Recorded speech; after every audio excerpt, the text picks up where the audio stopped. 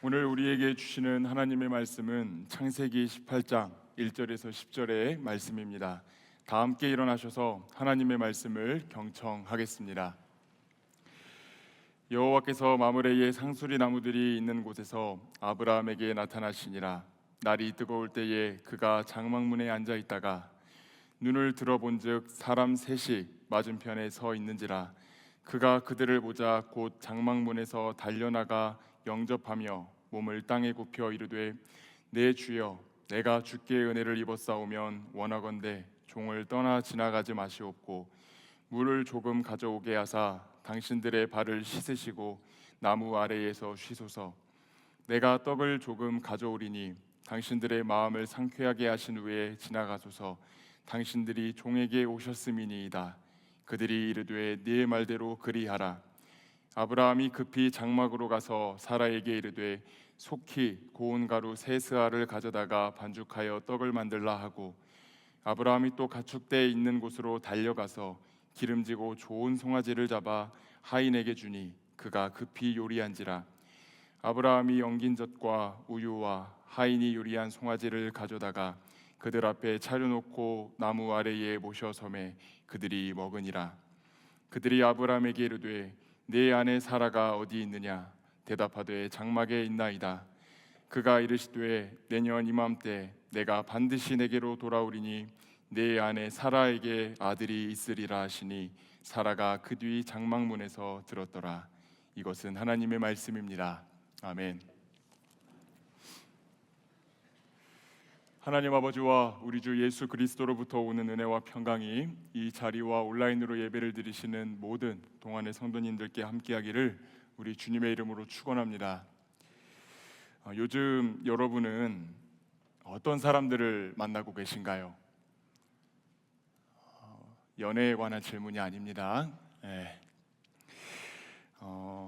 아마 다양한 사람들을 만나면서 지내고 계실 것 같습니다. 아직 자취를 시작하지 않으신 분들은 오늘 아침을 시작하며 제일 먼저 부모님을 뵙고 오늘 교회에 오셨을 것 같아요. 또 평일에 학교에 가면 많은 학과 친구들을 비롯한 교수님들을 만나겠지요. 아르바이트를 하거나 직장 생활을 하고 있는 지체들은 또 그곳에서 수많은 손님들, 수많은 동료들을 만나게 될 것입니다. 또 교회에 오면 교역자들을 비롯해 많은 교우들을 만납니다. 그러니 우리의 하루 그리고 우리의 일상은 만남으로 시작해서 만남으로 끝난다라고 해도 과언이 아닙니다. 그런데 우리가 마주하는 만남이 모두 똑같은 만남은 아닙니다. 어떤 만남은 나의 기억과 뇌리에 오래 남아있는가 하면 어떤 만남은 그 사람을 만났는지 만나지 않았었는지 기억조차 나지 않는 그런 만남들이 있어요. 보통 기억에 남는 만남은 그 만남이 나의 인생을 살아감에 있어서 많은 영향을 주었을 때 보통 기억을 많이 하는 것 같습니다. 죄송합니다. 저도 삶을 돌이켜보면 십수년이 지난 지금까지도 기억이 나는 만남들이 있습니다. 한 명은 제가 초등학교 때 만났던 친구입니다. 이름이 여러분 놀라지 마세요. 황비용이에요. 여러분 저는 지금 설교단에서 설교를 하고 있기 때문에 거짓말하고 있는 게 아니에요. 진짜 이름이 황비용입니다. 그 친구하고 초등학교 때부터 고등학교 때까지 이렇게 등하교도 같이 하고 친하게 지냈었는데, 제가 이래봬도 학창 시절에는 몸이 좀 약했어요. 훌쩍거리면서 지금도 약하신데요 라고 하면 할 말은 없는데 아무튼 그때 제가 키도 좀 많이 작고 체격도 많이 왜소했습니다. 그런데 이름은 그 존재를 담아낸다고 했던가요? 그 황비용이라는 친구는 운동을 많이 하는 친구였고 또 복싱도 한 친구였고 또 힘도 엄청나게 셌던 친구입니다. 악력 싸움에서 이겨본 적이 없어요. 그래서 그 친구를 따라서 운동도 배우고 또 운동을 즐기게 되면서 학창 시절에 겪었던 어려움들이 많이 해소가 됐었습니다. 그래서 지금도 그 친구와의 만남이 기억에 많이 남는 것 같아요. 또 기억에 남는 만남이 있다면 대학을 다니던 시절 작년 여러분들도 아시는 분들이 계실 텐데 작년 겨울 수련회 강사로 오셨던 차준희 교수님을 만났던 일입니다. 제가 20살에 대학교에 입학해서 신학을 시작을 했을 때 그분을 통해 구약 수업을 들었습니다. 처음에는 신학에 뜻이 없었어가지고 중간에 전과를 해야지 생각하고 있었는데 그분의 수업을 듣다가 감동을 받고 사명을 받아버려서 지금 목사까지 됐어요. 그분을 4년 내내 쫓아다니면서 수업을 들었던 탓인지 저는 지금도 개인적으로는 신약 성경보다는 구약 성경을 좀 더 좋아합니다. 그 교수님과의 만남이 저에게 있어서는 인생 자체가 크게 바뀌게 된 만남이 아니었나 그렇게 생각을 해봅니다. 그 외에 저에게 또 정말 많은 변화를 준 만남들도 있는데 나머지 이야기는 궁금해하지 마세요. 늘 그렇듯 모르는 게 은혜가 될 때가 많이 있습니다. 어쨌든 저는 이 만남이라는 행위가 굉장히 중요하다라고 생각합니다. 그래서 지체들을 만나서 기도를 해줄 때 종종 만남의 축복도 허락해 주시옵소서라는 기도를 많이 합니다. 좋은 친구, 좋은 선생님, 또 좋은 형제, 좋은 자매를 만나야 그 삶 가운데 긍정적인 변화가 일어나기 때문이지요. 그런데 만남만큼 중요한 것이 있습니다. 그게 무엇이냐면 그 만남 이후를 어떻게 그 사람과 시간을 보내냐입니다. 나의 삶 가운데 좋은 변화를 줄 수 있는 사람과 어떤 모습 또 어떤 자세로 그 사람과 시간을 갖느냐가 더 중요하다라는 뜻입니다. 나의 삶 가운데 변화를 줄 수 있는 존재와 만났다고 하여도 그 사람이 나에게 무언가를 말할 때, 무언가를 가르쳐 줄 때, 무언가를 요청할 때 내가 그것을 하지 않거나 반응하지 않으면 나의 삶 가운데는 그 사람으로 말미암은 좋은 변화가 일어나기가 어렵다라는 거예요. 저는 오늘 말씀을 준비하면서 이 시대를 살아가는 청년들에게 어떤 만남이 가장 필요할까에 대해 생각을 해보았습니다. 정말 많은 만남이 필요하겠지만 저는 무엇보다도 오늘 청년들이 하나님을 만나야 된다라고 생각을 합니다. 여러분 아멘이십니까?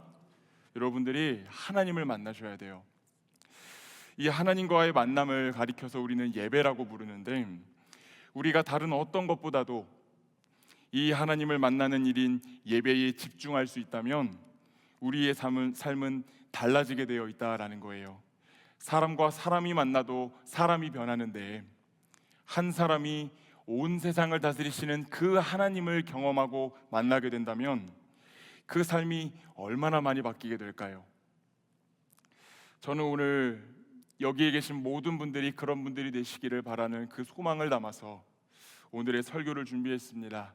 간절히 바라기는 2025년 한 해 여러분들이 다른 어떤 일보다도 예배를 드림에 있어서 하나님을 예배함에 있어 성공하시는 그런 청년들이 되시기를 주님의 이름으로 축복합니다. 우리는 지난주부터 창세기의 내용으로 말씀을 좀 나누고 있습니다. 특별히 고향과 친척과 아버지의 집을 떠나 내가 네게 보여줄 땅으로 가라라 말씀하시는 그 하나님, 그리고 그 말씀에 순종하는 아브라함의 이야기를 우리가 살펴보았습니다. 혹시 하나님이 그렇게 아브라함을 보내시면서 크게 두 가지를 약속하셨는데 다른 것들도 약속하셨지만 뭐와 뭐를 약속하셨는지 기억이 나시나요? 땅과 자손을 약속했었습니다. 그리고 그 배경에 자리 잡고 있는 아브라함의 가문의 배경에 자리 잡고 있던 그 우상 숭배를 향하여 안녕을 외칠 때, 굿바이를 외칠 때 그 삶 가운데 하나님의 은혜로 말미암아 안녕이 있게 된다라고도 말씀을 드렸습니다. 그렇다면 한 가지 질문을 드려볼게요. 여러분, 이 아브라함의 삶이, 이 아브라함의 삶 가운데 하나님의 안녕이 일어났을까요? 아니면 안 일어났을까요? 그 삶 가운데 진짜로 평안이 임했을까요? 임하지 않았을까요? 다 함께 창세기 16장 1절에서 2절 말씀을 한번 읽어보도록 하겠습니다. 아브라함의 아내 사라는 출산하지 못하였고 그에게 한 여종이 있으니 애굽 사람이요 이름은 하갈이라. 사라가 아브라함에게 이르되 여호와께서 내 출산을 허락하지 아니하셨으니 원하건대 내 여종에게 들어가라. 내가 혹 그로 말미암아 자녀를 얻을까 하노라 하매 아브라함이 사라의 말을 들으니라. 아멘. 하나님은 아브라함을 부르실 때 분명히 땅과 자손을 약속하셨습니다. 그런데 시간이 꽤 흐른 창세기 16장의 내용을 보면 이 아브라함과 사라의 사이에서 아이가 있어요, 없어요? 없습니다. 당시 시대에 있어서 고대 중동에서 아이가 없다라고 하는 것은 그 여인에게 있어서 수치를 의미했고 또 그 가정에 있어서는 미래가 없다라는 것을 의미했습니다. 그래서 사라는 자신의 여종이었던 하갈을 통해서라도 자녀를 얻고자 했고 결국 그렇게 아브라함과 하갈 사이에서 이스마엘이라는 자녀가 태어납니다. 그러나 이 여종이었던 하갈이 임신을 하고 나니까 어떻게 했습니까? 여주인이었던 이 사라를 무시했어요. 그래가지고 이 일로 격노한 사라가 이걸 아브라함에게 고자질하고 그 이후로 하갈을 핍박하기 시작합니다. 그래서 이 하갈이 핍박을 못 이기고 도망쳤다가 하나님의 사자를 광야에서 만나가지고 다시 돌아오는 일들이 창세기 16장에 보면 나옵니다. 이후에 창세기 17장의 내용을 보면 하나님은 이 아브라함이 99세가 됐을 때, 여러분 몇 살 때요? 99세가 됐을 때 또다시 한번 찾아오셨습니다. 다 함께 창세기 17장 10절의 말씀을 한번 읽어보도록 하겠습니다. 너희 중 남자는 다 할례를 받으라. 이것이 나와 너희와 너희 후손 사이에 지킬 내 언약이니라. 갑자기 찾아오신 하나님은 아브라함에게 언약 백성의 상징으로 할례를 행할 것을 명령하십니다. 이 할례는 남성의 생식기에 있는 그 포피를 벗겨내서 하나님과 약속을 맺은 백성의 증거를 삼는 그런 행위를 말합니다. 그리고 사라를 통해 약속된 아이를 낳게 될 것이라고 또다시 말씀하세요. 여러분이 한번 생각을 해보세요. 여러분이 아브라함이라면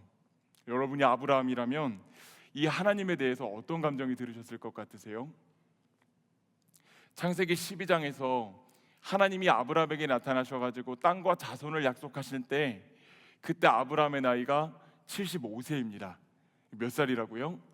75세예요. 사실 인간적으로 생각해 보면 하나님은 그때 아이를 약속을 하실 것이 아니라 아이를 징표로 주시면서 어디든지 가라라고 하시는 게 상식적인 행동이에요. 아브라함의 나이가 75세인데요. 이 아브라함도 그렇고 사라도 그렇고 나이가 너무 많았다라는 거예요.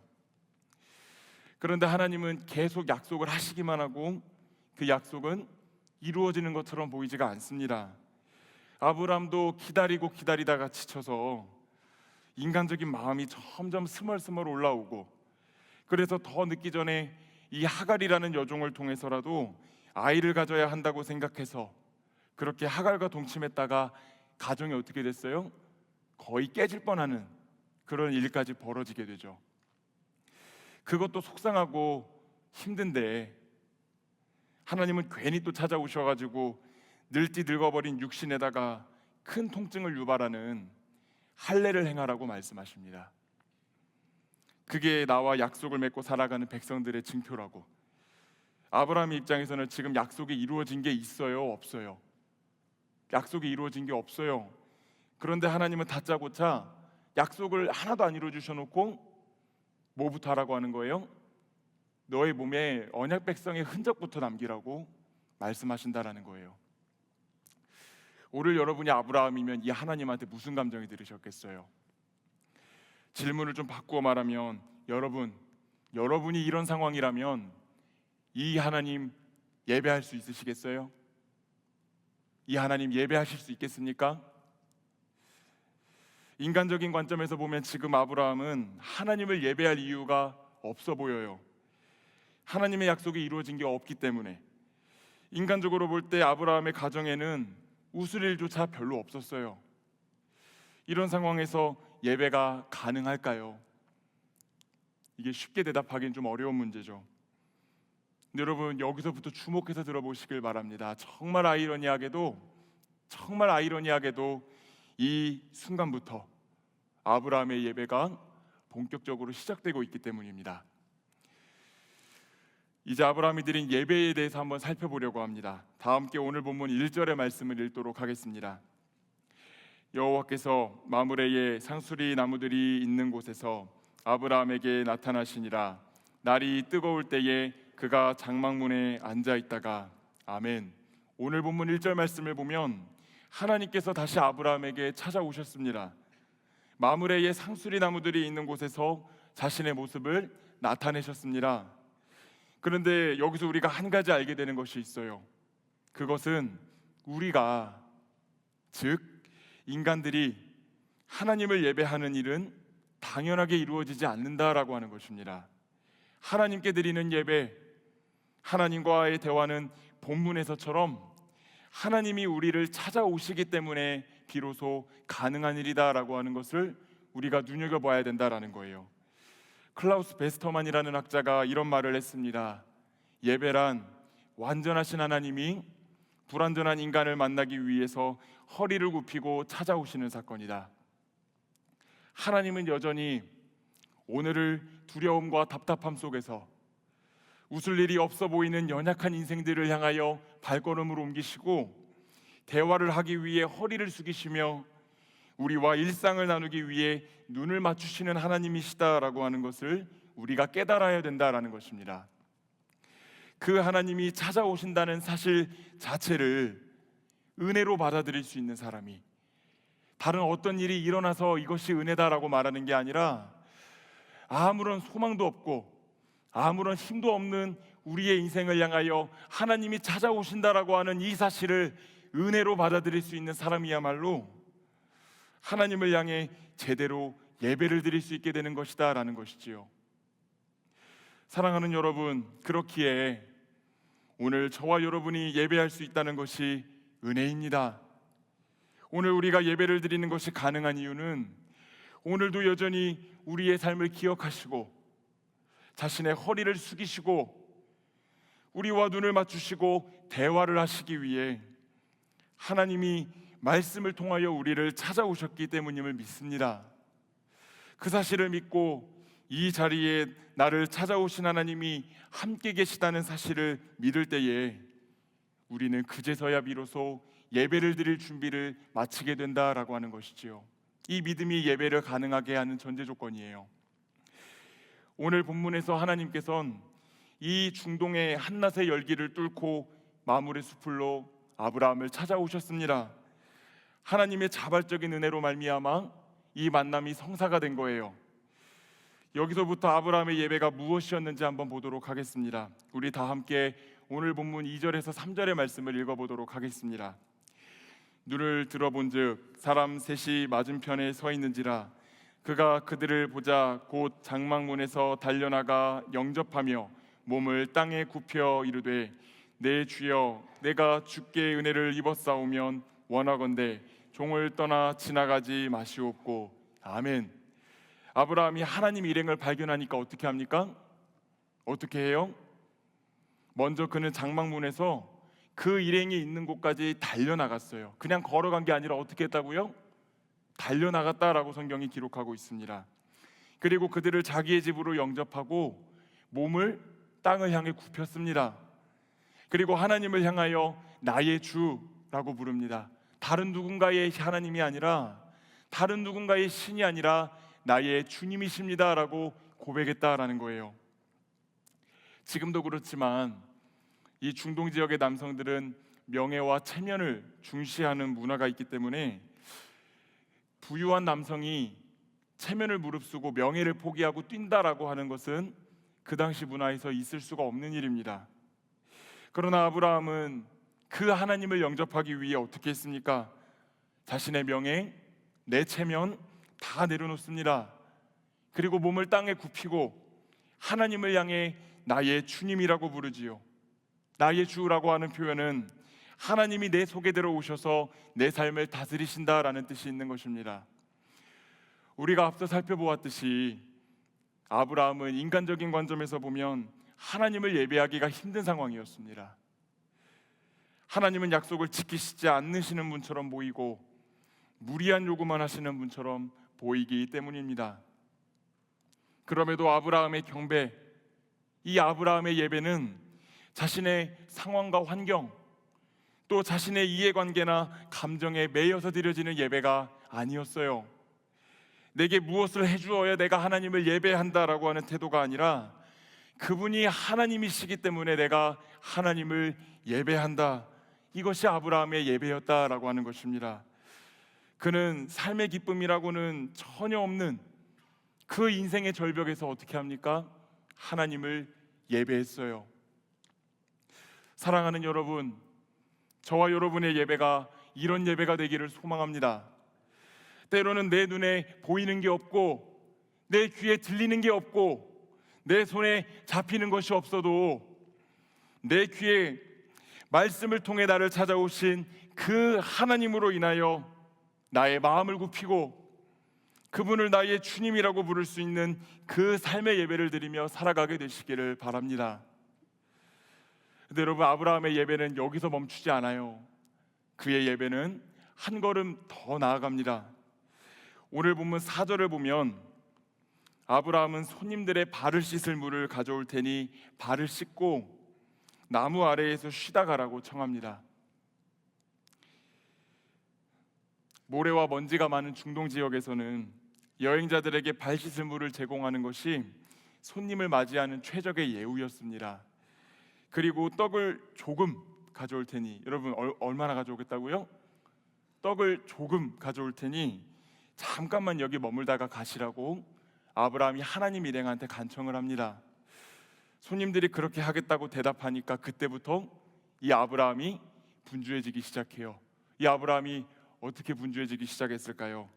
우리 다 함께 조금 긴데 인내심을 가지고 우리 오늘 본문 6절에서 8절의 말씀을 한번 읽어보도록 하겠습니다. 아브라함이 급히 장막으로 가서 사라에게 이르되 속히 고운 가루 세 스아를 가져다가 반죽하여 떡을 만들라 하고, 아브라함이 또 가축대에 있는 곳으로 달려가서 기름지고 좋은 송아지를 잡아 하인에게 주니 그가 급히 요리한지라.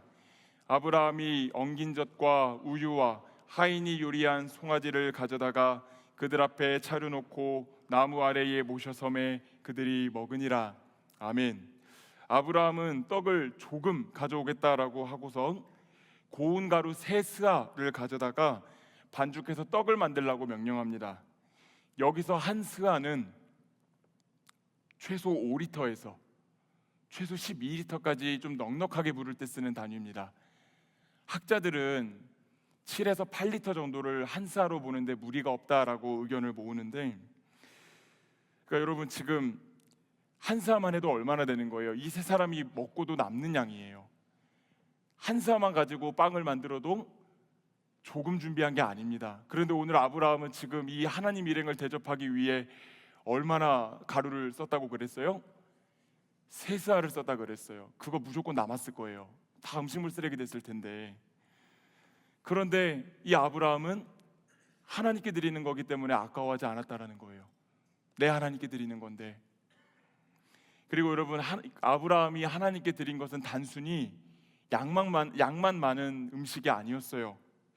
오늘 본문 6절을 보면 고운 가루를 썼다라고 되어 있는데 이게 히브리어를 보면 케마흐 솔레트라는 단어를 씁니다. 이거는 신에게 제물을 드릴 때 쓰는 귀한 가루예요. 평상시에는 껍질채로 대충 갈아가지고 준비한 밀가루로 음식을 해먹지만 이 아브라함은 밀의 껍질을 벗기고 그걸 곱게 빻아서 체에 걸은 고운 가루 케마흐 솔레트를 사용해가지고 하나님께 떡을 만들어서 드렸다라고 하는 것입니다. 많은 양을 드렸고요, 좋은 걸 드렸어요. 또 아브라함이 준비한 것이 거기에서 그치지 않습니다. 그는 가축 있는 곳으로 또 달려가요. 지금 마음이 급하니까 계속 달려요, 아브라함이. 그래서 기름지고 좋은 송아지를 잡습니다. 여기서 송아지는 당시 문화에서 보면은 목축업자가 누군가에게 대접할 수 있는 가장 최고로 좋은 음식을 의미합니다. 누가복음 15장, 여러분들이 잘 알고 있는 이 탕자의 비유를 보면은 아버지의 재산을 탕진하고 돌아온 아들을 위해서 아버지가 뭐를 잡아요? 송아지를 잡는데 이게 마을 잔치 때 쓰는 거였단 말이에요. 근데 아브라함은 그것도 모자라서 엉긴 젖과 우유까지 준비해가지고 그 손님들에게 대접합니다. 그리고 자기는 그 식탁에서 겸상을 해요? 아니면 비켜섭니까? 자기는 비켜서요. 함께 하나님 일행과 겸상하지 않고 곁에 그들을 모셔서 가지고 그들의 시중을 들었다라고 성경은 기록하고 있습니다. 오늘 본문에 기록된 아브라함의 모습을 보면 여러분 어떤 생각이 드시나요? 이 아브라함의 모습을 보면서 여러분 어떤 생각이 드세요? 우리는 이 아브라함이 지금 하나님으로 인해 기뻐하고 흥분한 상태라는 것을 우리는 금방 알 수 있죠. 하나님이 아브라함을 찾아오셨어요.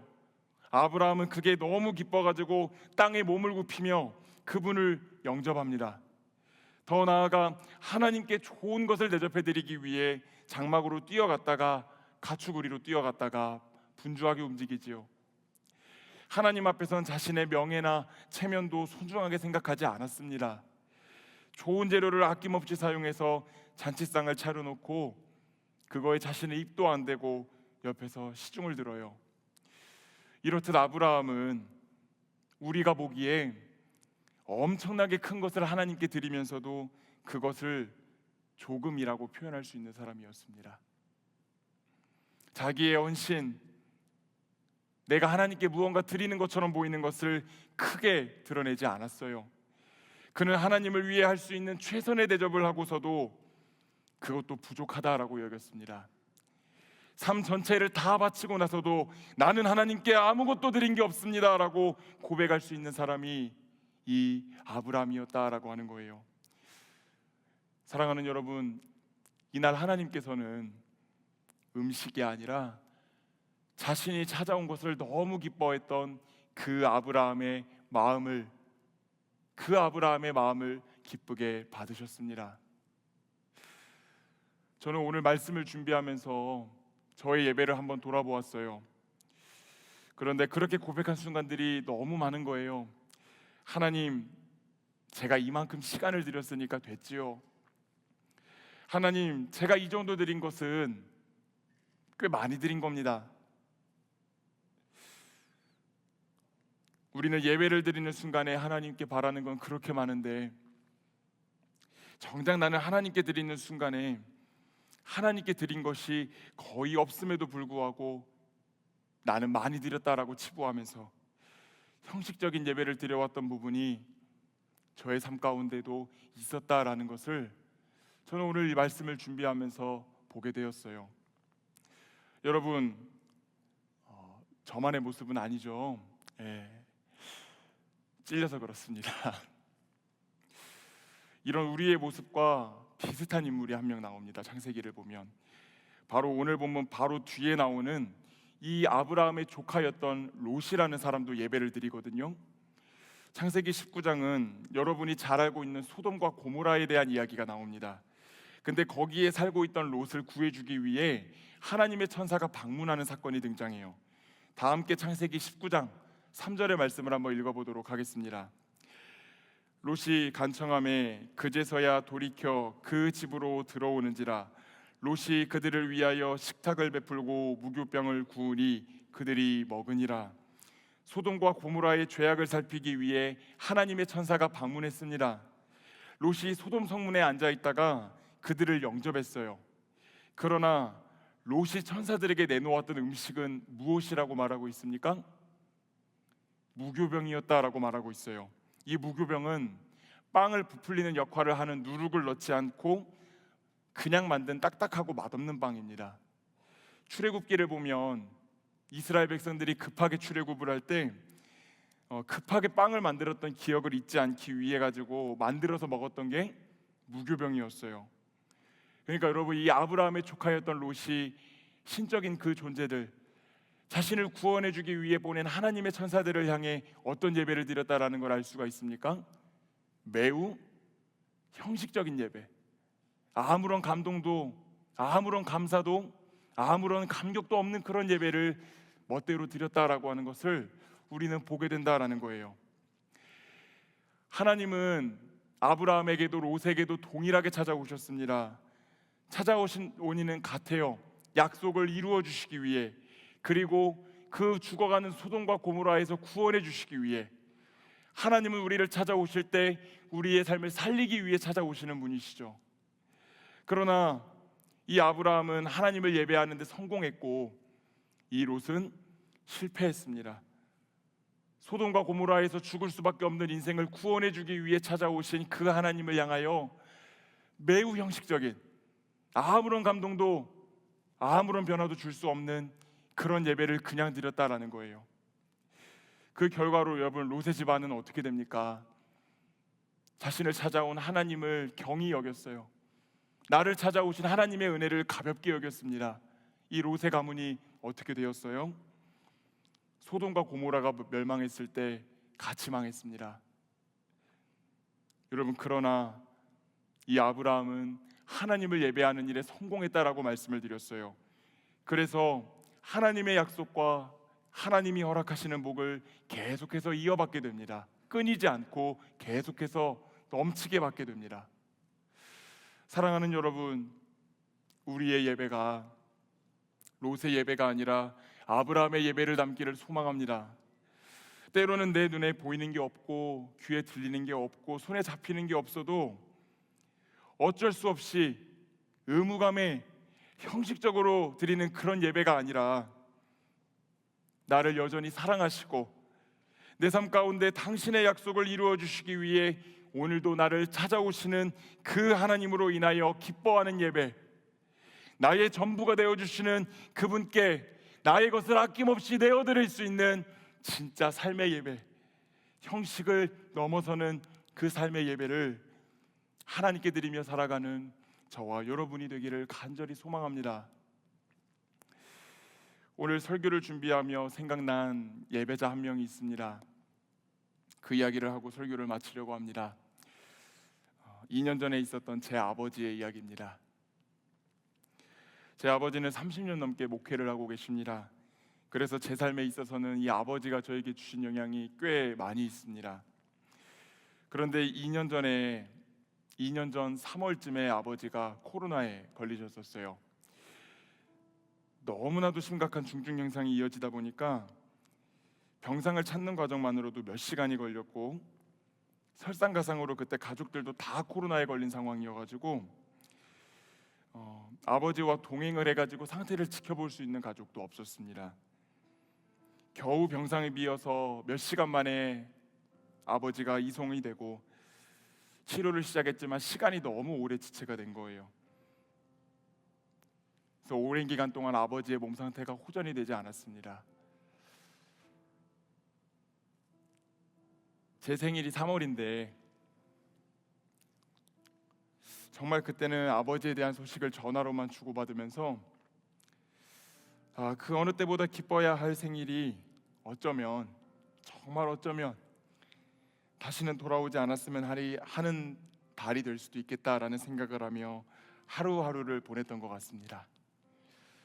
그러다가 겨우 호전이 되셨어요. 아버지가 하나님의 은혜로 호전이 되어서 집으로 돌아오실 수 있었습니다. 폐가 많이 상하셨지만 운동을 조금씩 하시면서 정말 조금씩 회복을 해가셨습니다. 이제 다행이다 싶었어요. 우리 아빠 살았다 싶었습니다. 근데 그 일로부터 한 5개월 뒤였을까요? 계속 회복 중이시던 아버지가 교통사고를 당하셨어요. 어깨뼈가 다 부러지셔가지고 바로 수술에 들어가셔야 되는데 또 코로나에 걸렸던 때랑 똑같이 데자뷰처럼 수술이 가능한 병원이 없는 거예요. 그래서 뼈가 부러진 상태로 몇 군데의 병원을 돌아다니셨습니다. 보호자로 올 수 있는 가족들도 없어서 제가 보호자로 가서 아버지와 함께 있었습니다. 수술에 들어가시는 아버지의 모습을 지켜본 후에 수술을 끝나기까지 기다리는 동안 계속해서 기도했습니다. 좀처럼 잘 진정되지 않는 그 감정을 뒤로 한 채 하나님의 뜻이 어디에 계십니까? 계속 여쭤봤어요. 이윽고 수술이 끝났고 아버지가 병실로 내려오셨습니다. 간호사분이 수술 직후 2시간 정도는 절대 주무시면 안 된다고 해가지고 진짜 오랜만에 아버지와 이런저런 대화를 나누었던 기억이 납니다. 근데 지금도 기억나는 것은 아버지가 약기운 때문에 계속 해롱거리시는데 저와 다른 얘기를 나누시지 않으셨어요. 그때까지 감당해 오신 목회 이야기를 나누어 주셨고 하나님께 기도해 왔던 이야기를 들려주셨고 수술실에 들어가면서 하나님께 부르짖었던 이야기를 들려주셨고 지금도 함께 계시는 하나님에 대해서 계속해서 하나님에 대해서만 하나님에 대해서만 계속해서 말씀을 하시는 거예요. 그런데 제가 그때 느꼈던 이상한 감정이 하나 있었습니다. 그게 뭐였냐면 분명 병실이었는데 저는 그 아버지와 함께 하나님을 예배하고 있다라는 감정을 받았습니다. 나를 찾아오시는 하나님, 지금도 자신을 붙잡고 계시는 하나님, 더 큰 사고가 나지 않게 막아주셨던 하나님, 기도를 듣고 응답하고 계시는 하나님에 대해 이야기를 나누면서 아버지는 그 공간에서 하나님께 예배를 드리고 계셨어요. 몸은 여전히 아파가지고 통증에 시달리면서 눈에서는 눈물이 흐르는데 하나님 얘기하면서 입으로는 웃으시니까, 여러분 울면서 웃는 거 해보셨어요? 그 옆에서 보면 꽤 무서워요. 근데 그 표정을 지으시던 아버지의 모습이 생각이 납니다. 아버지는 아브라함이 그랬던 것처럼 그 인생의 절벽에 계셨지만 오히려 기쁨과 감사로 계속해서 하나님을 찾고 예배하고 계셨던 것 같아요. 근데 그 일이 있고 얼마 지나지 않아서 아버지가 좋은 상태로 퇴원을 하셨어요. 그리고 이전보다 오히려 더 건강한 모습으로 지금도 목회를 하고 계십니다. 또 일상을 살 때 제가 아들로서 보여지는 아버지의 아픈 부분들이 있잖아요. 여러분들도 부모님 보다 보면은 부모님이 한 번쯤은 말씀해 주시면 좋겠는데라고 느껴지는 그 아픈 부분들 있잖아요. 그런데 이 일 이후에 저도 이 아버지가 좀 변화되셨으면 하는 부분이 있었는데 이게 더 좋은 모습으로 조금씩 변화되기 시작한 걸 느꼈어요. 저는 그것이 하나님을 전심으로 예배했던 이 아버지에게 주신 하나님의 은혜라고 생각을 합니다. 오늘 여러분도 인생의 절벽에 있을 때에도 기쁨과 감사의 예배를 드리심으로 제 아버지가 받았던 그 은혜보다도 더 큰 은혜를 누리며 살아가게 되시기를 주님의 이름으로 축복을 합니다. 이제 설교를 마치도록 하겠습니다. 사랑하는 여러분, 이 자리에 계신 분 중에도 나는 지금 예배할 수 있는 상황과 환경이 아니라고 생각하시는 분들이 계실지 모르겠습니다. 나의 삶 가운데는 하나님이 찾아오시지 않는 것 같다 생각하며 그저 의무감으로 이 자리에 나와 계신 분들이 계실지도 모르겠어요. 그래서 아무런 기대도 없이 아무런 기쁨도 없이 그냥 자리에 앉아 계신 분들이 계실지도 모르겠습니다. 그러나 오늘 아브라함은 우리에게 분명하게 말합니다. 기쁜 일이 있기 때문에 하나님을 예배하는 것이 아니라 나를 찾아오시는 하나님을 기뻐하며 예배할 때 기쁜 일이 생긴다고요. 오늘 하나님께서는 인생의 절벽에 있는 순간에도 큰 기쁨으로 하나님을 예배한 그 아브라함의 마음을 기쁘게 봐주셨습니다. 그리고 아브라함에게 말씀하십니다. 내년 이맘때에 내가 다시 올게. 그때 내 아내 사라를 통해 아들이 태어날 거야. 이번엔 진짜로. 여러분, 그리고 그 약속은 어떻게 됐어요? 실제로 이루어졌습니다. 우리 다 함께 창세기 21장 5절에서 6절의 말씀을 큰 목소리로 한번 읽어보도록 하겠습니다. 아브라함이 그의 아들 이삭이 그에게 태어날 때에 백세라 사라가 이르되 하나님이 나를 웃게 하시니 듣는 자가 다 나와 함께 웃으리로다. 아멘.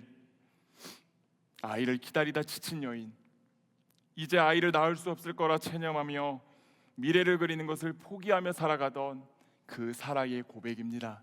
하나님이 나를 웃게 하신다. 하나님이 나를 다시 웃게 만드신다. 그러니 사랑하는 여러분, 올 한 해 다른 어떤 일에 전심전력하지 마십시오. 다른 어떤 일에 전심전력하는 것이 아니라 하나님을 예배하는 일에 마음을 쏟으시고 성공하시기를 바랍니다. 이 오후 예배의 자리, 또 수많은 예배의 자리들을 여러분들이 마주하게 될 텐데 그 어떤 예배의 자리도 절대로 소홀하게 생각하지 마십시오. 계속해서 말씀으로 찾아오시고 나의 삶의 웃음을 채우시길 원하는 그 하나님 앞에 여러분도 전심으로 온 마음을 다해 하나님을 예배하시기를 바랍니다. 오늘 하나님이 아브라함과 사라에게 주셨던 그 아들 이삭, 그 이름의 뜻은 그가 웃다라는 뜻입니다. 그가 웃다. 여러분이 하나님을 전심으로 예배할 때 여러분을 사랑하시어 찾아오시는 하나님으로 인해 여러분이 다시 웃게 될 것이고, 그렇게 예배하는 여러분을 보며 하나님이 웃으실 것이고, 그 과정에서 하나님이 주신 은혜와 축복으로 말미암아 우리 모두가 놀라고 웃게 될 것이라고 저는 그렇게 감히 믿습니다. 간절히 바라기는 하나님으로 인해 즐거워하는 예배를 늘 드리시면서 하나님이 주시는 놀라운 기쁨과 그 한박 웃음을 회복한 이삭의 인생을 살아가시는 모든 그리스도의 청년들과 오부 예배의 성도들이 되시기를 우리 주님의 이름으로 축원합니다. 함께 기도하겠습니다. 사랑과 은혜가 많으신 아버지 하나님, 죄로 인해 죽을 수밖에 없는 저희들을 향하여 여전히 찾아오시고 허리를 굽히시고 눈을 맞추시고 다정히 말씀하여 주시니 감사를 드립니다. 오늘 우리가 하나님을 전심으로 예배했던 그 아브라함의 예배를 보았습니다. 내가 기뻐서 하나님을 예배하는 게 아니라 하나님을 전심으로 예배할 때 기쁜 일이 생기게 된다는 진리를 우리가 배웠사오니, 하나님 오늘 우리에게 주신 말씀을 잊지 않고 이번 2025년 하나님 앞에서 살아갈 때 우리가 다른 어떤 것이 아니라 내 인생의 절벽에서 하나님께 예배를 드림으로 내 기쁨과 내 정성과 내 감사를 다 모아서 하나님께 예배함으로 내 삶 가운데 웃음이 끊이지 않는 그 영적인 예배를 드리며 살아가는 우리 한 사람 한 사람이 될 수 있도록 인도하여 주시옵소서. 감사를 드리며 사랑이 많으신 예수 그리스도의 이름으로 기도드립니다. 아멘.